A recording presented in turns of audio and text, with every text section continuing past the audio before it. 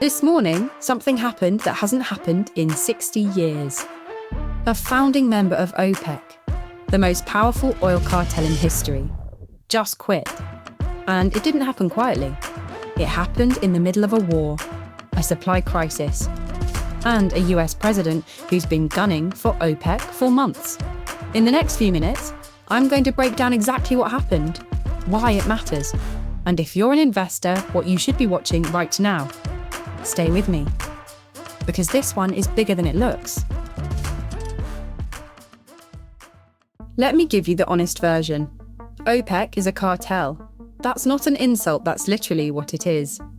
13 countries. One job: decide how much oil hits the market. Less oil in prices go up. More oil prices fall. That's the entire game. And in 2016, they got even bigger. They added Russia and other producers to form OPEC+. Now you've got a bloc controlling roughly 40% of everything the world burns. Think about that. The price you pay at the pump, what airlines charge you for flights, how much it costs to ship your Amazon package, all of it traces back, in some way, to decisions made in Vienna. That's the machine. Now let's talk about the crack in it. Abu Dhabi joined what would become OPEC back in 1967, 4 years before the UAE even existed as a country. Today, the UAE is the world's 7th largest oil producer. Inside OPEC, it was third, only Saudi Arabia and Iraq pumped more. It produces roughly 4% of all the oil on Earth. And it has one of the lowest production costs in the world, meaning it can make money even when prices are low. This is not a small player walking out the door. This is a founding member with over half a century of history, massive reserves, and the ear of Washington. That's who just left. Here's a detail the headlines are glossing over. Donald Trump has been attacking OPEC for months. He's called them out for ripping off the rest of the world. He's even linked US military protection of Gulf countries to oil prices, basically saying, "We defend you, so stop price gouging us." The UAE is Washington's closest ally in the Gulf. They want US military support. They need it, especially right now. So when the UAE walks out of OPEC and says we're going to produce more oil and bring prices down, that is not a coincidence. That is a geopolitical alignment. Reuters called it directly today.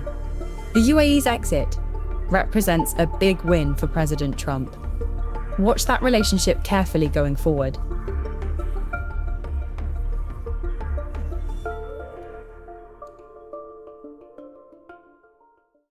Qatar left OPEC in 2019. Ecuador left. Angola left in 2023. And now the UAE. Every time a member walks, it becomes easier for the next one to justify leaving. The group's power is built on the threat of collective action. And every defection chips away at that. Inside OPEC right now, the remaining members must be asking a very uncomfortable question.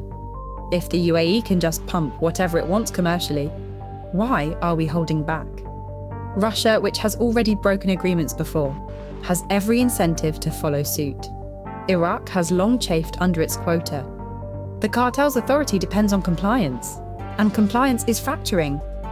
OPEC isn't dead, but its grip on the world's oil supply just got visibly weaker, and markets know it.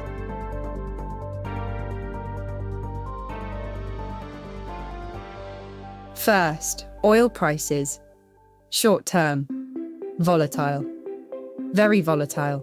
You've got two forces pulling in opposite directions. The Iran war is destroying supply and pushing prices up. The UAE walking free and promising to pump more is pushing prices down. Expect whipsaw moves, medium term. If the UAE genuinely ramps production and other OPEC members lose discipline, the structural price of oil could be lower than it would have been. That's disinflationary, which means central banks have more room to cut rates, which is good for growth stocks, bonds, and risk assets generally. Energy stocks. The picture is mixed. Western majors like Exxon, Shell, and BP have diversified businesses and can ride volatility. US shale producers who need higher prices to be profitable are more exposed if oil softens. Airlines and consumer stocks, if oil comes down over time, these are the winners. Lower fuel costs equals better margins. And for those of you holding gold, geopolitical risk is elevated. That's traditionally gold's moment. Don't ignore it. The bottom line, this is not a one-day trade. This is a structural shift in the mechanism that sets oil prices. That takes months to fully price in. Stay patient. Watch the signals. Here's the uncomfortable truth that nobody in the oil industry likes to say out loud. OPEC was built for a world that is slowly, but undeniably, changing. Electric vehicles are real. Solar is real. Energy efficiency is real. Long-term oil demand growth is being eroded, decade by decade. And here's what that means for OPEC countries. There's a ticking clock on their reserves. Every barrel they hold back to keep prices high is a barrel they might never sell, if the world transitions fast enough. So some producers are starting to think, pump now, while demand is still there. That logic is the slow poison that kills cartels. The UAE isn't stupid. They're building out renewables, investing in low-carbon tech, diversifying their economy. They're not betting everything on oil forever. And that clarity, that long-term thinking, is exactly what allowed them to walk away from OPEC without flinching. Is this the end? Not tomorrow. But the cracks are visible. And cracks, if left unattended, become fractures. Here's what I want you to do right now. In the comments, tell me, bull or bear on oil for the next 12 months?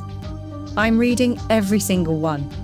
If this video helped you actually understand what's happening, not just the headline, but the do-hi, then hit subscribe. This channel exists to cut through the noise on exactly these kinds of moments.